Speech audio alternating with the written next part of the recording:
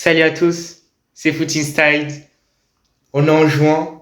Qui dit juin dit mercato parfait. Le retour des mercato parfait. L'année dernière, on avait commencé avec l'Olympique de Marseille. Cette année, on recommence avec l'Olympique de Marseille. On va essayer d'en sortir une par semaine de mercato parfait. Un par semaine plutôt. Mais aujourd'hui, je suis pas seul. Comme d'habitude, je suis accompagné de Tom. Bonjour, j'espère que vous allez bien et aujourd'hui on va partir pour une longue série de Mercato Parfait. C'est parti, mercato parfait intéressant sur l'Olympique de Marseille. Marseille qui est en Europa League, qui a pas pu malheureusement aller à la Ligue des Champions, un point derrière l'Olympique Lyonnais. Il y a des gros regrets du côté de l'Olympique de Marseille, mais c'est une nouvelle page qui se tourne. Nouveau directeur sportif, nouveau président et aussi nouveau coach, Bruno Genesio. Ouais, c'est vrai que là, la saison de l'Olympique de Marseille elle était ratée, on peut le dire, hein. Même l'une des pires saisons de ces dernières années, je pense. Ont souvent les Marseillais max, faut se l'avouer. Quand tu vois, par exemple, il y a 2 ou 3 ans, Marseille, ça se qualifie pas en Europe. Là, ça se qualifie quand même en Europe. On a vu des bonnes performances en Ligue des Champions quand même, contre le Real de Madrid. Il y a eu des discussions quand même sur des penalties quand même, on peut se l'avouer. Contre l'Atalanta, il y a peut-être main. Sur un penalty en fin de match. Contre Liverpool, ils se font fesser, quoi, directement, on peut se le dire. Mais c'est une nouvelle page qui se tourne, encore une fois, avec l'Olympique de Marseille. Beaucoup d'arrivées, beaucoup de départs. On est habitué avec ce club. On veut clairement de la stabilité dans ce club. Après les 2 Ligues des Champions du Paris Saint-Germain, l'Olympique de Marseille doit aller chercher enfin un trophée pour se remettre dans le banc. Ouais, c'est sûr que là, je pense la goutte de trop, ça a été que le PSG prenne la Ligue des Champions une deuxième fois. Et franchement, là, l'Olympique de Marseille cette année, ils peuvent aller chercher un trophée, je pense. Bah déjà, l'année qui vient de passer, Coupe de France, se faire éliminer face à Toulouse. Toulouse, c'est quand même... cette année, ils auraient pu clairement aller chercher la Coupe de France quand tu vois que le Paris Saint-Germain était déjà éliminé. Se faire éliminer, en plus à domicile, en Coupe de France, encore une fois, c'est dur. Inutile. Mais cette année, l'année qui arrive plutôt, Marseille doit aller chercher un trophée. Coupe d'Europe, Coupe de France, Ligue 1. On verra dans tous les cas dans cette vidéo. Bon, c'est parti. Bon, on va commencer par les objectifs de l'Olympique de Marseille. Donc en premier, c'est baisser la masse salariale. En deuxième, bah, une doublure à tous les postes.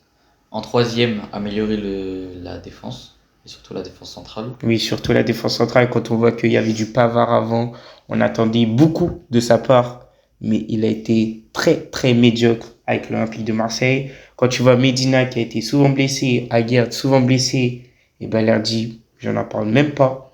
Egan Riley qui est arrivé la saison dernière, très jeune joueur, qui doit jouer beaucoup plus, à mon avis, avec l'Olympique de Marseille. Et quand tu vois les Pistons, Weah qui a fait un très très grosse première partie de saison, deuxième partie de saison un peu moins bonne, et Emerson qui a été souvent blessé, Marseille devra améliorer cette défense pour aller chercher des titres. Ouais. Il faut aussi avoir un neuf capable de jouer de haut but.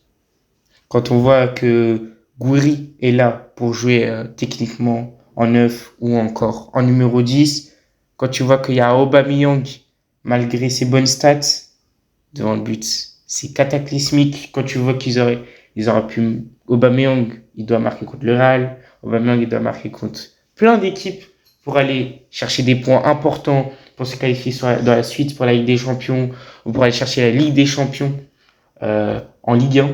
Aubameyang doit partir de ce club pour moi. Et il faut trouver un milieu créatif. Et surtout rester dans le positif financièrement. Car Marseille, avec la DNCG, c'est très difficile en ce moment. Du coup, vaut mieux économiser de l'argent. Et c'est parti pour un mercato très difficile. Alors, c'est parti pour les ventes. Bon, vente pas logique. Franchement, c'est une vente logique. Balerdi, 20 millions d'euros. Ouais, vraiment, Balerdi, je pense que c'était la saison de trop. Beaucoup trop d'erreurs encore et pas assez de bons matchs à l'Olympique de Marseille ces dernières années. Donc, vente pour 20 millions d'euros, je pense que c'est un bon prix pour Balerji. Donc c'est parfait. Alors qu'il y a 2 saisons, je crois, Balerdi, il aurait pu peut-être partir pour un 28, 27, il avait fait une bonne saison, mais il est resté peut-être 2 ans de trop à l'Olympique de Marseille. Kondogbia, faire baisser la masse salariale, c'est important, 5 millions d'euros. Pierre-Emile Hojbjerg, 15 millions d'euros, c'est le prix parfait, mais je pense il va partir pour un peu moins. Après, Aubameyang, votre logique, parce que, ok, il a staté cette saison, mais quand tu vois les matchs, Aubameyang, c'est pas fameux, franchement. Pour 5 millions d'euros. Derek Cornelius, qui était en prêt avec les Rangers, qui va partir pour 5 millions d'euros aussi. Abdelli, qui est arrivé cet hiver, qui a vraiment pas été bon. Vraiment. Et non, pour 7 millions d'euros, je pense que ça pourrait se faire. Koné, qui va partir. Le Sassuolo va lever l'option d'achat et Sconi va sûrement partir à l'AC Milan, l'Inter Milan qui sont intéressés. Et Mopé pour 5 millions d'euros. Après, on a aussi Mumbagna qui va partir sûrement en prêt parce il est blessé. Je ne vois pas Marseille réussir à le vendre. Du coup, je pense plutôt qu'il partira en prêt. Mais on a aussi une autre grosse vente. Peut-être une surprise. Traoré qui va partir de l'Olympique de Marseille pour 15 millions d'euros. Oui, pour moi, on avait le choix entre Timber, Aubameyang, euh, Timber, Greenwood ou Gouiri encore. Mais vaut mieux faire partie, je pense, Traoré, parce que il faudrait construire autour justement de Gouiri, Timber, Greenwood avec Medina. Bon, c'est parti. On a un budget de 60 millions d'euros pour ce mercato parfait.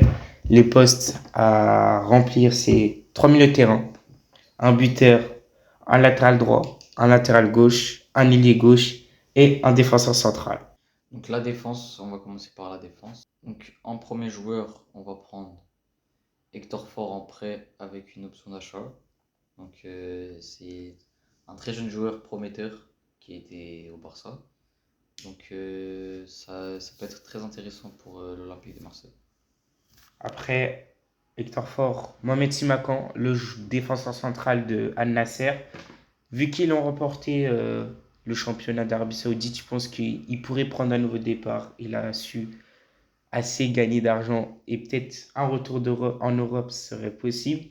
Et peut-être un retour à Marseille parce que si je me rappelle bien, il est pour Marseille, Simakan. Il est pour Marseille. Simakan allait venir à Marseille pour 14,5 millions d'euros. Ce serait une plus-value pour l'Olympique de Marseille. On aurait une défense Medina, Aguerd, Simakan, Ouya. Et sur le banc, on aurait du Emerson, Meite, Egan Riley et Hector Ford. C'est beaucoup plus solide que cette année. Mais la défense était difficile à chercher parce que au niveau des défenseurs, on aurait pu penser à du Todibo que j'ai mis sur la miniature. On aurait pu penser à du Criswell, le joueur de Toulouse. Mais je pense que c'est des joueurs un peu trop chers pour l'Olympique de Marseille. Et si Macan est fort, je pense que c'est les 2 joueurs que Marseille devrait aller chercher. Passons maintenant au milieu de terrain. C'est parti pour les milieux. Donc en milieu, on a pris 6 joueurs. Ah non, 4 joueurs, pardon. 4 joueurs. C'est en tout, là, du coup, ça va faire 6 joueurs, pardon. Donc on a pris Santos en prêt. De Chelsea, ouais. Danois pour 17,5 millions d'euros. Diop pour 15 millions d'euros, qui va faire une bonne doublure pour Pachao et Timber. Et Doumbia, qui va être la doublure de Danois. Bah, quand tu vois un Danois d'Auxerre, dans le mercato parfait, je crois de l'année dernière, je l'avais déjà mis à Marseille. Et là il a encore su prendre en puissance avec Auxerre, tout simplement. Danois, je pense que c'est un des joueurs parfaits qui pourrait aller à Marseille. Lille, Lyon, Rennes sont intéressés par son profil. Doumbia, qui devait déjà, pour moi, partir l'année dernière, qui est resté à Brest. Et je pense que cette année, c'est le bon moment pour qu'il parte. Doumbia, qui peut jouer numéro 10, 8, mais c'est plus une doublure de Timber. Après, André Santos, je pense que c'est un coup à faire, le joueur de Chelsea. Là, il y a 2 ans, il était à Strasbourg. C'est l'année dernière, il est parti à Chelsea. Première partie de saison, il n'a pas beaucoup joué. Deuxième partie, il a joué un peu plus. Mais je pense que Chelsea ne voit plus comme un remplaçant. Du coup, le prendre en prêt simple, option d'achat, ça serait beaucoup trop cher. Ce serait parfait. Et Sofiane Diop, le joueur de Nice, qui peut jouer numéro 10 et qui peut jouer aussi, du coup, ailier gauche. Ça peut être doublure de Pachao et doublure de Timber. Du coup, je pense que c'est parfait pour l'Olympique de Marseille pour 15 millions d'euros, voire un peu moins. Maintenant, on va passer à l'attaque. Donc pour les attaquants, un seul attaquant, si je me trompe pas, ouais, c'est un seul attaquant. Et c'est un joueur d'Auxerre qui est très très bon avec Auxerre, mais qui reste à Auxerre depuis de nombreuses années, c'est Sinayoko. Il peut être très très intéressant à l'Olympique de Marseille, donc pour 8,5 millions d'euros, ça pourrait être pas mal. Bah, déjà, si je me rappelle bien, de partir à Lille ou Rennes. Soit Lille, soit Rennes, un truc comme ça. Mais il n'est pas parti. Il est resté au CR. Il a su sauver son équipe à la dernière journée. Et je pense que c'est le bon moment pour qu'il parte. Et moi, je le vois très bien à Marseille. C'est un joueur bon de but, très bon devant le but. Il a su stater un petit peu avec Auxerre. Je crois que c'est une douzaine de buts en Ligue 1. Je pense que quand tu te dis, tu as un Pacho Guiri Greenwood, un Sinayoko qui peut jouer titulaire et un Guiri qui peut jouer en numéro 10 et Timber en 8. Je pense que c'est le joueur parfait pour l'Olympique de Marseille. On a pu penser aussi à prendre Bamba Dieng, un retour à l'Olympique de Marseille, mais je vois pas Bamba Dieng revenir à l'Olympique de Marseille, même si il est en fin de contrat avec l'FC Lorient et ça aurait été donc gratuit.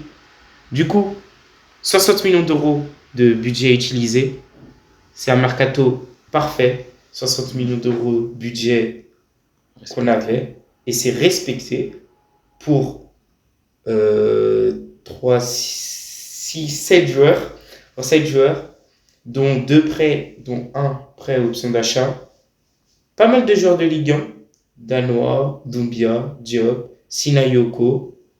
Et je pense que c'est parfait pour l'Olympique de Marseille. Pour aller chercher une Coupe de France, vaut mieux maintenant avoir des joueurs qui connaissent la Ligue 1 et du coup qui peuvent faire évoluer l'Olympique de Marseille. On a des jeunes joueurs et des joueurs qui pourront se vendre très cher.